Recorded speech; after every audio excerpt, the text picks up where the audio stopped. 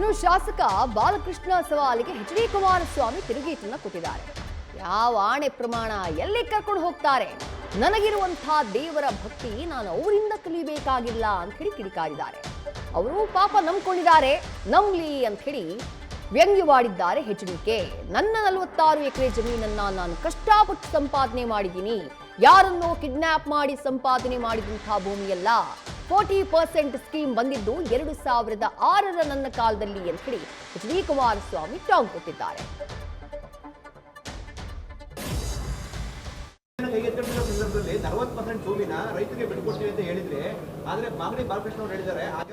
ಅವ್ರ ಬಗ್ಗೆ ಚರ್ಚೆ ಯಾವುದು ಏನು ಅಂತ 40% ಸ್ಕೀಮ್ ಬಂದಿದ್ದೆ ನನ್ನ ಕಾಲದಲ್ಲಿ 2006ರಲ್ಲಿ.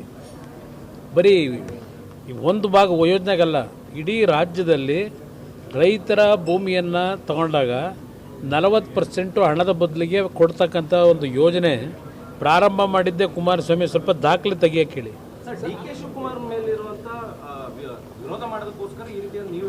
ನೋಡಿ, ಈಗ ಆಗಿದ್ರೆ ಎಚ್.ಕೆ. ಪಾಟೀಲ್ರು ಎಂಥ ಸತ್ಯಶೋಧನಾ ಸಮಿತಿ ಮಾಡಿದ್ರಲ್ಲ, ಜನಗಳ ಹಿತಕ್ಕೆ ಜನಗಳ ಉದ್ಧಾರಕ್ಕೆ ಮಾಡಕ್ಕೆ ಮಾಡಿದ್ರಾ?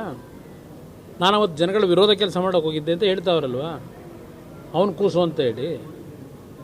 ಇವತ್ತು ರಾಜಕೀಯವಾಗಿ ವಿರೋಧ ಮಾಡೋಕ್ಕಲ್ಲ, ಅಲ್ಲಿರ್ತಕ್ಕಂಥ ಲೂಪ್ ಹೋಲ್ಸ್ ಏನಿದೆ, ಅವ್ರ ಉದ್ದೇಶ ಏನಿದೆ, ಇವತ್ತು ರಿಯಲ್ ಎಸ್ಟೇಟ್ ದಂಧೆ ಮಾಡ್ತಕ್ಕಂಥದ್ದಕ್ಕೆ ಯಾವ ನೈಸ್ ಕಂಪ್ನಿ ಅವತ್ತು ಬೆಂಗಳೂರು ಮೈಸೂರು ರಸ್ತೆ ಮಾಡಬೇಕಾದವರು ಇನ್ನು ಬೆಂಗಳೂರು ಸುತ್ತನೇ ಗಿರಿಕೆ ಹೊಡಿತಾ ಇಲ್ವಾ?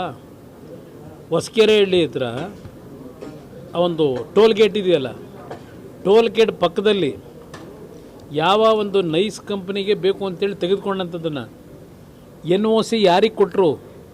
ಅಲ್ಲಿ ಕಟ್ತಾವ್ರಲ್ಲ ಬಿಲ್ಡಿಂಗು, ಹೈರೈಸ್ ಬಿಲ್ಡಿಂಗ್ ಬಂದಿದೆಯಲ್ಲ, ನೋಡಿ ಅಲ್ಲಿ ಹೋಗಿ ಎಷ್ಟು ಕಟ್ಟಿದ್ದಾರೆ. ಅದೇನು ಬಡವರಿಗೆ ಕೊಟ್ಟಿದ್ದ ಅದು ದಿನ? ನೈಸ್ ಕಂಪ್ನಿಯವರು ಯಾರಿಗೆ ಕೊಟ್ಟರು ಅಂತಕ್ಕಂಥದ್ದನ್ನು ಇಡಕ್ಕೆ ಹೇಳಿ ಜನಕ್ಕೆ. ಅದಷ್ಟೇ ಅಲ್ಲ, ಸರ್ಕಾರದ ದುಡ್ಡಿನಲ್ಲಿ ಈಗ ಕಟ್ತಾವ್ರಲ್ವ, ಆ ಜಾಗ ತಗೊಂಡು ನೈಸ್ ಕಂಪ್ನಿಗೆ ಅಂತ ಮೊದಲು ತಗೊಂಡು ಅದನ್ನು ಡಿನೋಟಿಫೈ ಮಾಡಿಸ್ಕೊಂಡು ಕಟ್ತಾವ್ರಲ್ಲ. ಈಗ NOC ತಗೊಂಡು ನೈಸ್ ಕಂಪ್ನಿಯಿಂದ ಆ ರೋಡ್ಗಳು ಪಕ್ಕದಲ್ಲಿ ಚಿಕ್ಕ ರೋಡ್ಗಳು, ಅದನ್ನು ಸರ್ಕಾರದ ದುಡ್ಡಿನಲ್ಲಿ ವೈಡನ್ ಮಾಡೋಕೆ ಹೊರಟವ್ರೆ. ಆ ಬಿಲ್ಡಿಂಗ್ಗಳಿಗೆ ಅನುಕೂಲ ಮಾಡ್ಕೊಳ್ಳೋಕ್ಕೆ, ರೈತರಿಗೆ ಅನುಕೂಲ ಮಾಡೋಕೆ ಮಾಡ್ತಾವ್ರೆ. ಇದು ಪುರಾಣ ಹೇಳತ್ತ ಹೋದರೆ ನಿಮ್ಗೆ ಪುಟಗಟ್ಟಲೆ ಹೇಳ್ಬೋದು ಇವ್ರು ಮಾಡಿರೋ ಸಾಧನೆಗಳನ್ನ. ಯಾರ್ದು? ನನ್ನ 45 ಎಕರೆ ಲ್ಯಾಂಡು, ಕಷ್ಟಪಟ್ಟು ಸಂಪಾದನೆ ಮಾಡಿದ ಲ್ಯಾಂಡ್ ನಾನು. ನಿಮ್ಮ ಥರ ಹಡ್ಬಿಟ್ಟಿದೆಲ್ಲ ಮಾಡಿದಿರಲ್ಲ, 1400 ಕೋಟಿ ತೋರಿಸ್ತಾ ಇದ್ದೀರಲ್ಲ, ಅದು ನನ್ನ ಜೀವನದಲ್ಲಿ ಮಾಡಿದ.